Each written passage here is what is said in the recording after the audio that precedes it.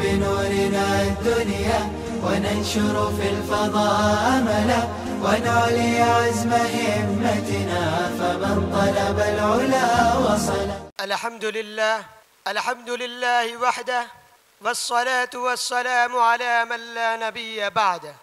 فأعوذ بالله من الشيطان الرجيم. بسم الله الرحمن الرحيم. يا أيها النبي قل لأزواجك وبناتك ونساء المؤمنين يدنين عليهن من جلابيبهن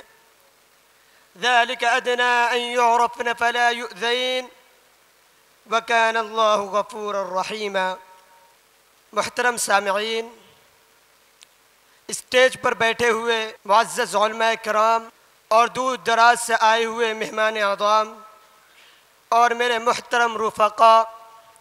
میرے مشفق و مربی اساتذہ کرام، میں نے خطبہ میں جو آیت تلاوت کی ہے اس میں اللہ تعالیٰ ارشاد فرماتا ہے،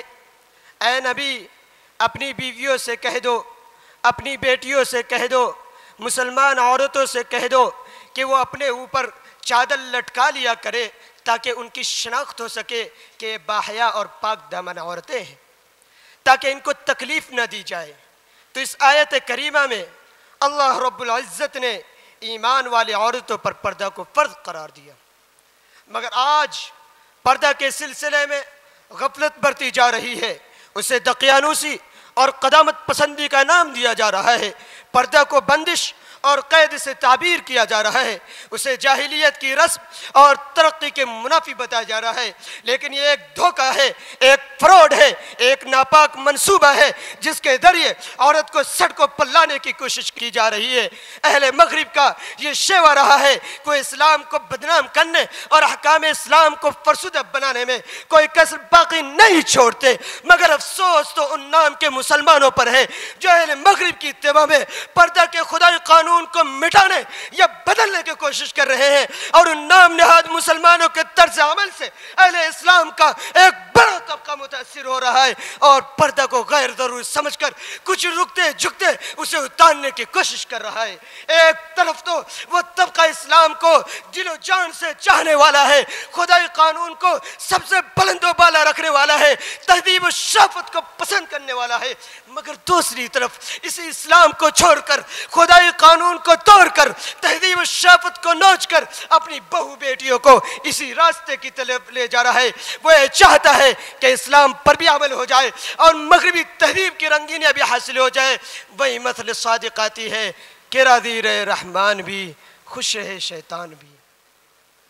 لیکن میں پوچھنا چاہتا ہوں ان لوگوں سے، کیا آپ مغربی تہذیب کی اقتدا کر کے کیا حاصل کرنا چاہتے ہیں؟ کیا آپ چاہتے ہیں کہ آپ کی سوسائٹی میں بھی وہی ہیجان انگیز اور شہوت خیز ماحول پیدا ہو جو مغرب میں ہے؟ کیا آپ چاہتے ہیں کہ آپ کی قوم میں بھی بے حیا و بے شرمی کی کثرت ہو جائے؟ کیا آپ چاہتے ہیں کہ آپ کی سوسائٹی میں بھی زنا اور عیاشی عام ہو جائے؟ کیا آپ چاہتے ہیں کہ آپ کے بچوں میں بھی قبل از وقت جنسی میلان پیدا ہو جائے؟ کیا آپ چاہتے ہیں کہ آپ کے یہاں بھی عصمت دری اور آبرو ریزی اپنی انتہا پر ہو جائے؟ اگر آپ ان سب باتوں کو برداشت کر سکتے ہیں اور ان چیزوں کے بھیانک نتائج کو قبول کرنے کے لیے تیار ہے تو جائیے، شوق کے پیروں سے دوڑ کر نہیں، شوق کے پروں سے اڑ کر جائیے۔ مغربی تہذیب آپ کا انتظار کر رہی ہے، آپ کا استقبال کر رہی ہے، لیکن یاد رہے کیا آپ کو اس راستے پر جانے کے لیے اسلام کا ہار گلے سے اتارنا ہوگا، اسلام سے اپنی بیزاری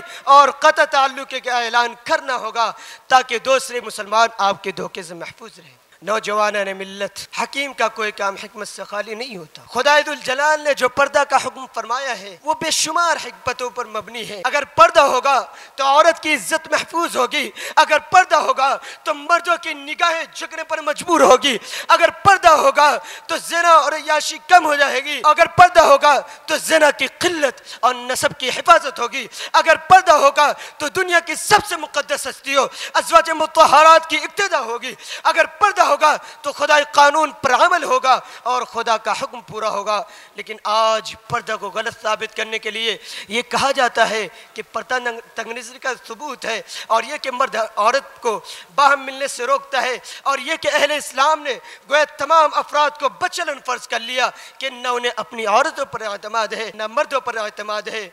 حاضرین جلسہ، آج کل کے ہمارے بعد وہ مسلمان جو انگریزی تعلیم پڑھ کر خود کو عالم دین بلکہ علامہ دین سمجھتے ہیں، وہ پردہ میں تخفیف یا تنسیق کے کوشاں نظر آتے ہیں، اور دلیل کیا دیتے معلوم ہے آپ کو؟ دلیل یہ دیتے ہیں کہ زمانے کے لحاظ سے احکام میں تبدیلی کی گنجائش ہے، چونکہ آج ترقی کا زمانہ ہے، ماڈرن زمانہ ہے، فیشنیبل دور ہے، جدت پسندی کا زمانہ ہے، لہذا پردہ میں تخفیف کی جانی چاہیے تاکہ مسلمان عورت بھی ڈاکٹر اور ڈائریکٹر بن سکے، پروفیسر اور انجینئر بن سکے، اور ان تمام کاموں حصے میں لے سکے جن میں دیگر اقوام کی عورتیں حصہ لے رہی ہے۔ مگر یہ دلیل بالکل ضعیف ہے، بالکل کمزور ہے کہ اس میں کوئی جان نہیں، بلکہ میں آگے بڑھ کر کہوں تو یہ دلیل نہیں، یہ ایک بکواس ہے، کیونکہ تم جتنے خطرات سے آگاہ کر رہے ہو، تم جتنے شبہات پیش کر رہے ہو، اگر ہمیں پردہ کی وجہ سے ان سب باتوں کو قبول کرنا پڑے تو ہم قبول کرنے کے بالکل تیار ہیں، ہم خدا کے حکم کو کبھی بدلنے کے لیے تیار نہیں۔ رہی بات زمانے کے لحاظ سے احکام میں تبدیلی کی، تو یاد رکھیے کہ ہر کس و ناقص کے کہہ دینے سے حکم میں تبدیلی نہیں کی جا سکتی۔ تبدیلی اس وقت کی جا سکتی ہے جب دین کے ماہرین، قانون خداوندی کو جاننے والے، اس کی اہمیت کو سمجھنے والے علماء ربانیین سر جوڑ کر بیٹھے اور حالات کے لحاظ سے کسی مسئلے پر خفت کی یا تبدیلی کی ضرورت محسوس کرے، اس وقت کی جا سکتی ہے، یا کم از کم اس وقت کی جا سکتی ہے جب اس حکم کے تبدیلی کے بعد بھی اس کی غرض و غایت کلی طور پر حاصل نہ ہو رہا ہو۔ میں ان لوگوں سے کہنا چاہتا ہوں جو پردہ میں تخفیف یا تنسیق کے کوشاں نظر آتے ہیں کہ اب اگر حالات ہی کا اعتبار کرنا ہے تو اب پردہ میں نرمی کے بجائے سختی کی ضرورت ہے، اب تساہل سے کام نہیں چلے گا، تشدد کو اپنانا ہوگا۔ کسی شاعر نے کیا خوب کہا ہے، رواج بے حجابی خوشنما کانٹوں کی مالا ہے، رواج بے حجابی خوشنما کانٹوں کی مالا ہے، نئی تہذیب سے ہوشیار یہ تاریخ اجالا ہے۔ اللہ تعالی ہم سب کو اسلامی تعلیمات پر عمل پیرا ہونے کی توفیق عطا فرمائے۔ وآخر دعوانا الحمد للہ رب العالمین۔